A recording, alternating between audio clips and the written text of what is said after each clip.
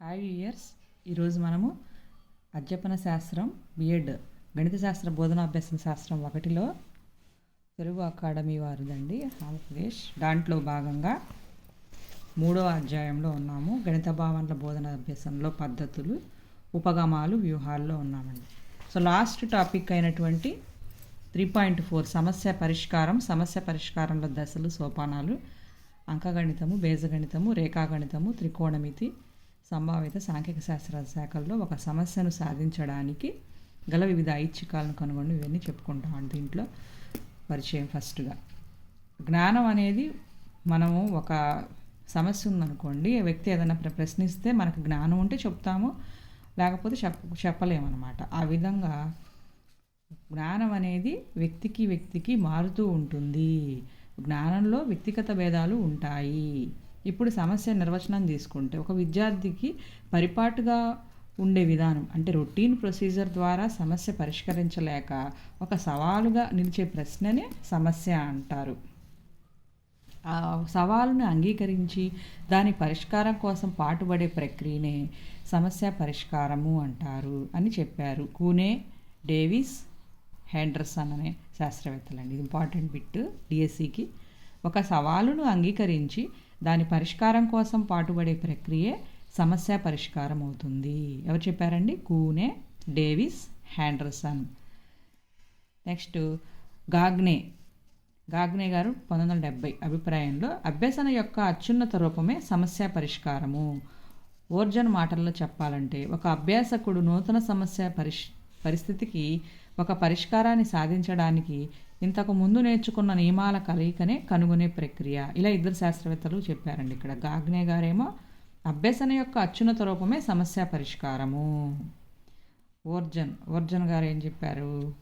ఒక అభ్యాసకుడు, ఓర్టన్ గారండి ఇక్కడ,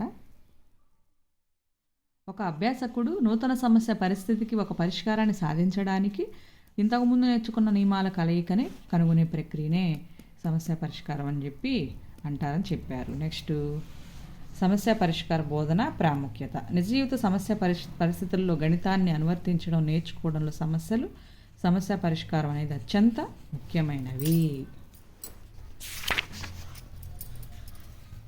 నెక్స్ట్ చూడండి, సమస్య పరిష్కార బోధనకు సూచనలు. విద్యార్థులకు సమస్య పరిష్కార బోధనకు బిహ్లర్ ఈ క్రింది సూచనలు అందించారు. బిహ్లర్ గారు తాము సమస్యలను ఏ విధంగా సాధిస్తున్నామనే జాగృతిని విద్యార్థులు కలిగి ఉండేలా చూడాలి. అవేర్నెస్ అనమాట. ఒక సమస్యను సాధించడానికి ప్రీ రిక్విజిటీస్ అంటే పూర్వ జ్ఞానానికి విద్యార్థులు ఉన్నారో లేదో నిర్ధారణ చేసుకోవాలి. భావ వ్యక్తీకరణకు స్వేచ్ఛాయుత విచారణకు అనుకూలమైన వాతావరణం తరగతి గదిలో ఏర్పడేలా ఉపాధ్యాయుడు జాగ్రత్త తీసుకోవాలి. ఇన్ట్యూటివ్ ఆలోచన పరిణి రూపంలో ఉపాధ్యాయుడు మార్గదర్శకత్వం నెరపాలి. విద్యార్థుల్లో వైయక్తిక భేదాలు ఉంటాయనే విషయాన్ని ఉపాధ్యాయుడు మర్చిపోరాదు. ఈ విధంగా సూచనలను అందించారు బిహ్లర్ గారు. నెక్స్ట్ సమస్య పరిష్కార పద్ధతుల్లో సమస్యను పరిష్కరించడానికి ఏమేమి పద్ధతులు ఉన్నాయో చూద్దామండి. ఫస్ట్ విశ్లేషణ పద్ధతి. సమస్యలో దత్తాంశాలు ఏంటి, కనుగొనాల్సిన అంశం ఏంటి, ఏ ప్రక్రియను ఉపయోగించాలి, సమాధానం అంచనా వేయాలి, తర్వాత సమస్యను పరిష్కరించాలి, 4వ సోపానం సరిచూసుకోవాలి. దత్తాంశాన్ని ఏంటి, కనుగొనవలసిన అంశం ఏంటి, దేన్ని ఉపయోగించి కనుక్కుంటాము, ఏ ప్రక్రియలను ఉపయోగించి కనుక్కుంటాము, అప్పుడు కనుక్కున్న తర్వాత అంచనా వేసుకొని ఆ సమస్యను పరిష్కరించాలి. 4వ సోపానం వచ్చి సరిచూసుకోవాలి. సమాధానాన్ని 4వ సోపానంతో సమాధానాన్ని మనం చెక్ చేసుకోవాలి, వెరిఫికేషన్ చేసుకోవాలి.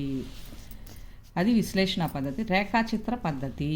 దత్త సమస్యలో ఇవ్వబడిన అంశాలు కనుక్కోవలసిన అంశం మధ్య గల సంబంధాన్ని నిర్ణయించడానికి సహాయపడే విధంగా ఈ పద్ధతి ఉంటుంది. రేఖాచిత్ర రూపంలో చూపిస్తారండి ఇక్కడ. ఆశ్రయాల సంబంధాల పద్ధతి. Method of dependencies. ఇచ్చిన సమస్యలోని అంశాల మధ్య గల సంబంధాలను విద్యార్థి గుర్తించినట్లు నేర్పబడుతుంది. ఈ ప్రక్రియ విశ్లేషణ విధానంలో చాలా ముఖ్యమైన దశగా గుర్తింపబడుతుంది. అంశాల మధ్య సంబంధాలను విద్యార్థి గుర్తించేటట్లుగా నేర్పిస్తారు ఇక్కడ. ఇది విశ్లేషణలో మనకి చాలా ముఖ్యమైన దశ అండి. ఏ దశ అండి? ఆశ్రయాల సంబంధాల పద్ధతి. Method of dependencies. నెక్స్ట్ సదృశ పద్ధతి. పరిష్కారం కోసం ఇవ్వబడిన సమస్య కష్టంగా ఉంటే దాన్ని సరళమైన మౌఖిక సమస్యను అంటే దానికి పోలిన ఇంకొక సమస్య తేలిగ్గా ఉన్నది విద్యార్థికి మౌఖికంగా చెప్పేటట్లుగా ఇస్తారు ఓరల్గా. దీన్ని అతను సాధించగానే దానికి సంబంధించిన ఇవ్వబడిన సమస్యకు మధ్య గల ఈ సిమిలారిటీస్ని చూసి గమనించినట్లు చేయబడుతుంది. కష్టమైన సమస్య ఉంటే ఆ ముందు ఓరల్గా ఈజీ క్వశ్చన్ ఇస్తే దానికి సంబంధించి తర్వాత ఆ సమస్యను సాధించే విధంగా చేయగలగాలి. తద్వారా విద్యార్థి పరిష్కారం కోసం ఇవ్వబడిన సమస్యను సాధించగలడు అనే ఊహ ఈ పద్ధతికి ఆధారమవుతుందండి, సదృశ్య పద్ధతి. నెక్స్ట్ సమస్య పరిష్కార ప్రక్రియలో ఒక పథకాన్ని రూపొందించుకోవాలి. అనుకున్న రీతిలో ఒక దశ తర్వాత ఇంకో దశగా ముందుకు సాగితే సులువుగా సమస్య పరిష్కరించబడుతుంది. ఏంటి ఆ సోపానాలు అంటే, ఫస్ట్ సమస్యను గుర్తించడము, రికగ్నైజింగ్ ద ప్రాబ్లం. నెక్స్ట్ సమస్యను నిర్వచించడము, defining the problem. Next collecting relevant data, అవసరమైన దత్తాంశాన్ని సేకరించడము. ఇందులో అంశాలు ఇప్పుడు ఉదాహరణకు దీర్ఘచతురస్రంలో ఉన్న ఒక గది యొక్క నేల పొడవు వెడల్పు గోడ ఎత్తు ఇవ్వబడిన సమస్యలో గది భూవైశాల్యం కనుగొనుము అని ఇవ్వబడింది. ఇక్కడ దీర్ఘచతురస్రాకారంలో ఉన్న గది యొక్క నేల పొడవు వెడల్పు గోడ ఎత్తు ఇవన్నీ ఇవ్వబడిన అంశాలు మనకు గివెన్ అని చెప్పి రాసుకుంటాం కదండి తీరం రాసేటప్పుడు. అట్లా తర్వాత కనుక్కోవాల్సిన అంశం రిక్వైర్డ్ టు ప్రూవ్ గది భూవైశాల్యం. అవసరమైన అంశాలు మనకి ఇంకా ఏం కావాలి, నేల పొడవు వెడల్పు. ఎక్కువగా ఇచ్చిన అంశం గోడ ఎత్తు. సమస్య పరిష్కారానికి అవసరమైన అంశాలైన నేల పొడవు వెడల్పును స్వీకరించి అదనపు అంశమైన గోడ ఎత్తును వదిలివేయాలి. దత్తాంశాన్ని వ్యవస్థీకృతం చేయడం, ఆర్గనైజింగ్ డేటా. సమస్య పరిష్కారానికి వాళ్ళు ఇచ్చిన సమాచారము దారితీయనట్లుగా వ్యవస్థీకృతం చేయాలి. తాత్కాలిక పరిష్కారాన్ని రూపొందించాలన్నమాట. విద్యార్థి తాత్కాలిక పరిష్కారాన్ని రూపొందించడం. తర్వాత సరైన పరిష్కారాన్ని కనుగొనడము. సరైన పరిష్కారం అంటే ఇప్పుడు కరెక్ట్గా ఇంకా తార్కిక ప్రక్రియ ద్వారా ఆలోచన చేసి విద్యార్థి కనుక్కుంటాడు. ఫలితాలను ధృవీకరించడం, వెరిఫైయింగ్ ద రిజల్ట్స్, వెరిఫికేషన్ చేయాలి, చెక్ చేసుకోవాలి లాస్ట్లో. ఇంకా ఈ విధంగా కొద్దిపాటి తేడాలతో విద్యావేత్తలు అందరూ కూడా ఇవే దిశలను అంగీకరించారు. సమస్యలను పరిష్కరించుటకు కొన్ని సూచనలు చేశారండి. సమస్యల్లో సరళమైన భాషను ఉపయోగించాలి. సమస్యల్లో ఉపయోగించిన పద్యాలం అనేది విద్యార్థులకు సరళమైనదిగా సుపరిచితమైనదిగా ఉండాలి.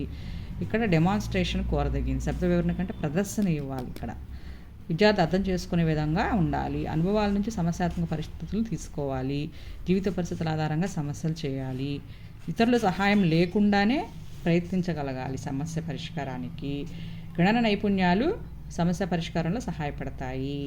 సమస్యలను సాధించడంలో క్రమబద్ధమైన విధాన అలవాట్లను విద్యార్థుల్లో పెంపొందించాలి.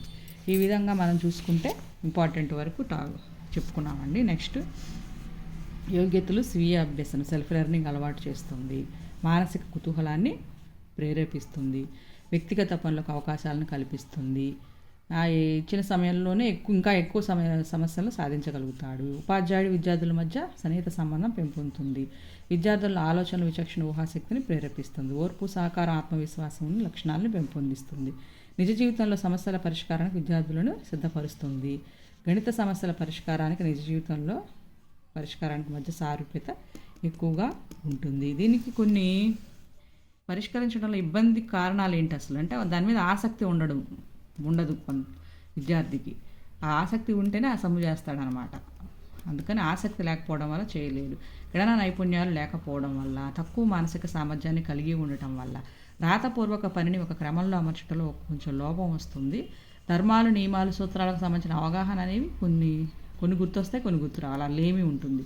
సంకేతాల విషయంలో కూడా తబ్బపడటం, మౌఖిక గణనలను వేగంగా చేయలేకపోవటం, పరిమిత పదజాలాన్ని కలిగి ఉండడం కారణంగా పరిమాణాత్మక సంబంధాలను కనుగొనడంలో ఇబ్బంది పడడం, చదువుట్లో లోపాలు, సమస్యను పూర్తిగా లేదా పాక్షికంగా అర్థం చేసుకోవడంలో విఫలం కావడం అనేవి ఇవి కొన్ని ఇబ్బందికి కారణాలు అవుతాయండి. నెక్స్ట్ పరిమితులు వచ్చేంటి? దీనికోసం ఉపాధ్యాయుని ప్రత్యేక సంసిద్ధత అవసరము. స్థిరమైన పద్ధతి విద్యార్థుల పురోగతి నెమ్మదిగా ఉండవచ్చు. గణితంలో అన్ని అంశాలకి ఈ పద్ధతి సరిపోదు, కొన్ని అంశాలకే సరిపోతుంది. పుస్తకాలు అందుబాటులో ఈ పద్ధతికి అనుగుణంగా రాయబడిన పుస్తకాలు అనేవి అందుబాటులో లేవు. నెక్స్ట్ ఈ విధంగా మనం సమస్య పరిష్కారాన్ని బీజగణితం, అంకగణితం, రేఖాగణితం, త్రికోణమితి వీటిల్లో ఐచ్ఛికాలని ఏ విధంగా కనుక్కుంటామో రేపు కంటిన్యూ చేద్దామండి. Thank you.